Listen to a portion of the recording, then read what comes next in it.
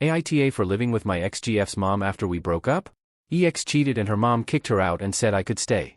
Hi, my ex 22F cheated on me 22M, her mom kicked her out.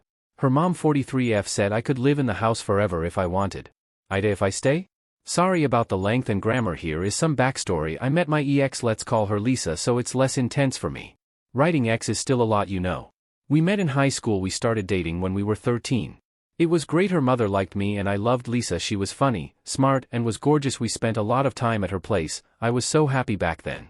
I don't have parents, so I lived with my grandma, but she was more than enough. She was strong, funny in a crude way, lively, and a straight-up badass. I was 17 when she passed and I moved in with her and her mom. I was devastated, but they were very inviting. My relationship with Lisa grew, it was amazing, they helped me through it. Lisa was my rock. It was the three of us since until now. Every day was similar. After our HS graduation, her mom would drop Lisa off at university and then her mom, let's call her Jen, writing her mom over and over in this rant will be weird. Jen and I would go to work, we work on the same street, and then we'd leave at 5 p.m. and go home. Lisa would be home by then ate dinner together. It was like that for the past 2 years. I know for some that sounds boring, but I enjoy stability. I was happy and we were saving up money for our own place, a good place. Jen never asked for rent, but she always took it because she knows how important it is to me that I contribute. Lisa and Jen were my family. I was going to marry Lisa and Jen was my best friend. I know it's weird that my best friend is my ex-GF's mom. I found out she was cheating on me last month. She accidentally sent me a text that was clearly meant for him. I was devastated and started crying. It was unbearable. Jen heard me. I showed her my phone and she just held me. Lisa came home and instead of apologizing or making an excuse, she said with venom, I have a new and better man, pack up. It repeats in my head most days. Jen snapped. There was screaming and swearing. Jen ended up telling Lisa she had 30 minutes to pack up. I just hid in the office and locked the door. I just couldn't handle it. I was paralyzed in that one spot. Lisa left about 2 hours later. Jen held me and said, this is your home for as long as you want. If you want to move, I'll miss you, but you'll still be family. If you want, you can stay forever. Being told that really helped me feel safe and took away some of my nerves. Sometime when I wasn't around, Lisa and her dad came by to pick her stuff up. Lisa and Jen have had a couple major fights, but Jen made it so I happened to never be around for most of them. Lisa and her friends are giving me a hard time, sending hurtful text messages, and I just don't know how to deal with that. Lisa has been switching between calling me a loser for living with Jen and asking me for a second chance. I am never getting back together with her. I don't love her anymore. I have succeeded in avoiding any one-on-ones with Lisa, but I'm eventually going to have to talk to her. Lisa has been living with her dad. He has tried to mediate, but that was not accepted by me. Jen's stance is whether I live here or not. Her daughter is not invited to live at home. Her actions are disgusting and she needs severe and permanent consequences. She told me that she still loves Lisa but not the person she has become. I want to continue to live here for the time being. I sleep in the old office, which is now my room, and our old room is now the study.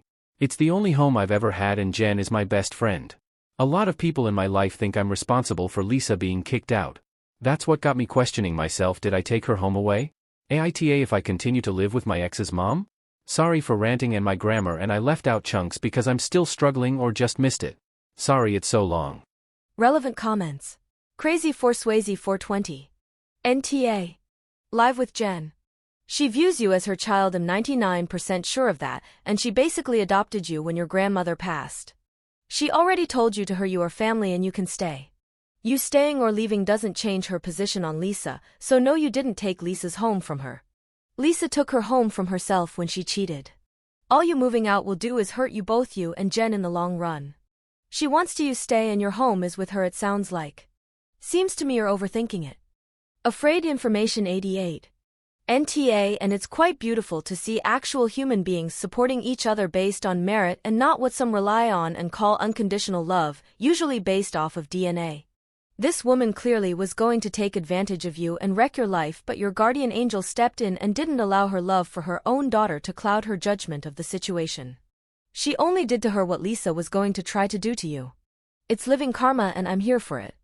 Congratulations on finding a real solid family in her. Never let it go or take it for granted, and I would say my condolences, but it's actually her loss, so here's to the rest of your life. Update.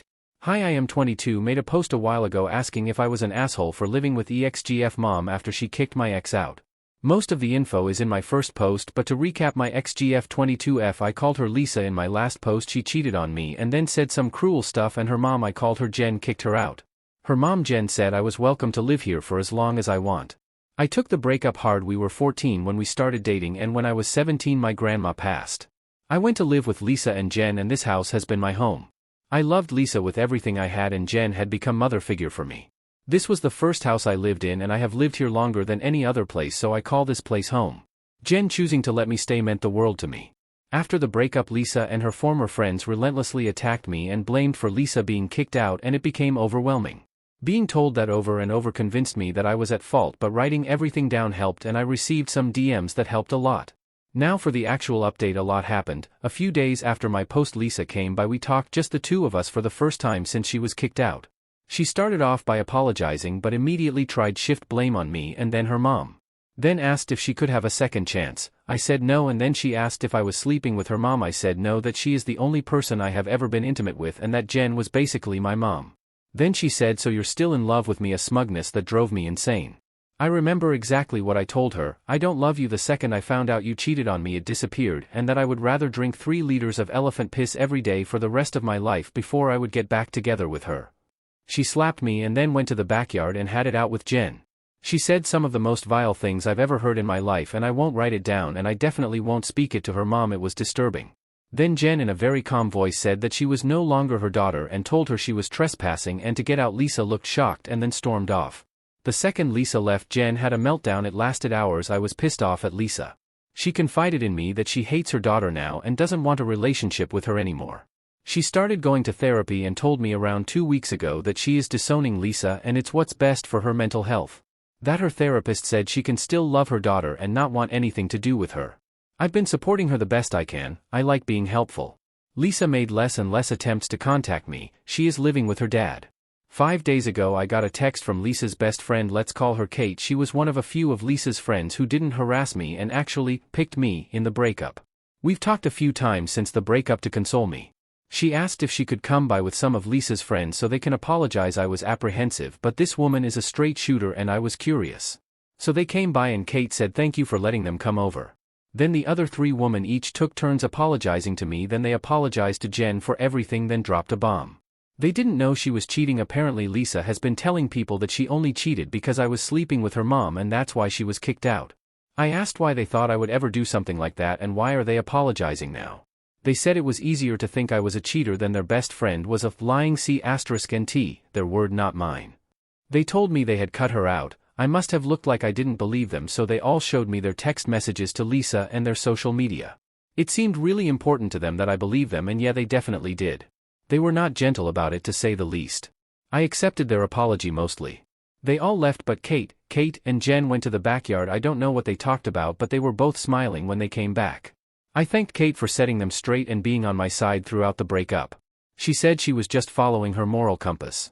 I'm doing much better now and I don't plan on moving out until the time is right for Jen and me. Jen has become my best friend and we support each other. I have a routine I follow that really helps. Also, I started sleeping better. I mostly just wrote this because it helps me clear my mind. I skipped a lot and sorry for my spelling.